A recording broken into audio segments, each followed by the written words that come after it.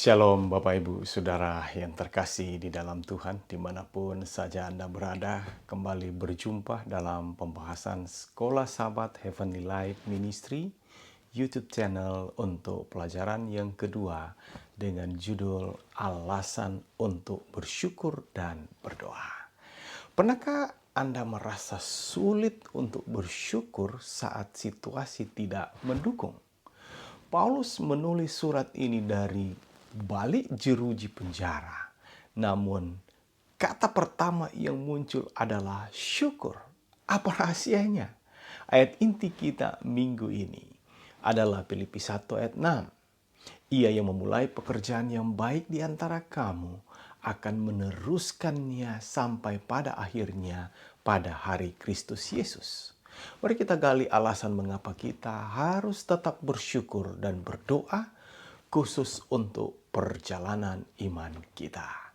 Yang pertama, syukur atas persekutuan. Fokus di pelajaran hari Minggu.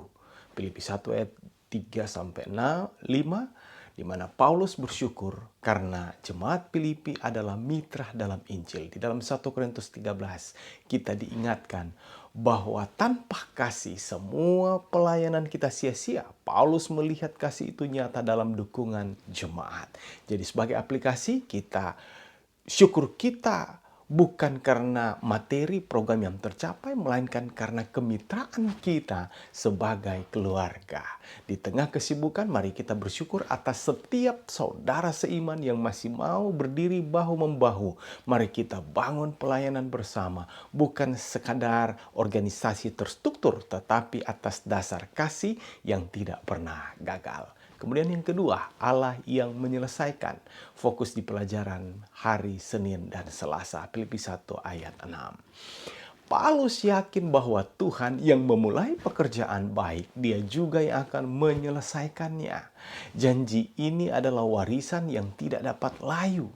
Fokus Paulus bukan pada kekuatannya, tetapi pada kesetiaan Allah. Jadi sebagai aplikasi, mungkin ada di antara kita yang merasa lelah dengan proyek iman atau beban keluarga. Ingatlah, Tuhan tidak pernah meninggalkan proyek yang sedang Dia kerjakan dalam hidup Anda.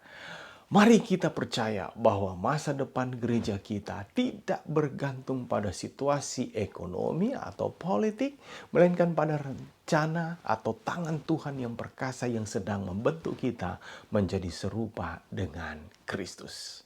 Yang ketiga, kasih yang berpengetahuan dan berhikmat. Fokus di pelajaran hari Rabu, Filipi 1 ayat 9 sampai 11. Doa Paulus adalah agar kasih kita makin melimpah dalam pengetahuan yang benar. Kita butuh hikmat untuk membedakan mana yang terbaik. Firman Tuhan adalah pelita bagi kaki kita. Mazmur 119 ayat 105 dan penuntun jalan kita. Yesaya 30 ayat 21. Jadi sebagai aplikasi di dunia modern yang penuh dengan tipu daya dan ideologi yang menyimpang, kita dipanggil untuk memiliki kasih yang cerdas. Jangan hanya mengandalkan perasaan atau tradisi. Kita harus mendalami Alkitab agar kita bisa membedakan mana yang benar, mana yang benar-benar menjadi kehendak Tuhan di tengah hiruk pikuk gaya hidup modern sekarang ini. Mari kita minta hikmat agar gereja kita menjadi gereja yang berhikmat. Yang keempat, mengubah halangan menjadi kemajuan yang menjadi fokus di pelajaran hari Kamis. Filipi 1 ayat 12 sampai 18. Paulus berkata bahwa penjara yang ia alami justru menyebabkan kemajuan Injil. Hati manusia makin licik. Yeremia 71. Tetapi Tuhan sanggup memberikan motivasi yang salah sekalipun menjadi kemuliaannya. Paulus tidak terpaku pada rantai yang membelenggunya, tetapi pada dampaknya. Sebagai aplikasi, apakah ada tantangan yang sedang membelenggu pelayanan kita? Mungkin keterbatasan tenaga, waktu, masalah internal. Pelajaran pekan ini mengingatkan kita Tuhan bisa memakai hambatan untuk menjadi batu loncatan. Jangan biarkan masalah menghentikan misi kita. Mari kita gunakan setiap tantangan sebagai kesempatan untuk bersaksi lebih berani bagi lingkungan sekitar kita. Sebagai penutup, saudaraku, biarlah Filipi 1 ayat 6 menjadi kekuatan kita.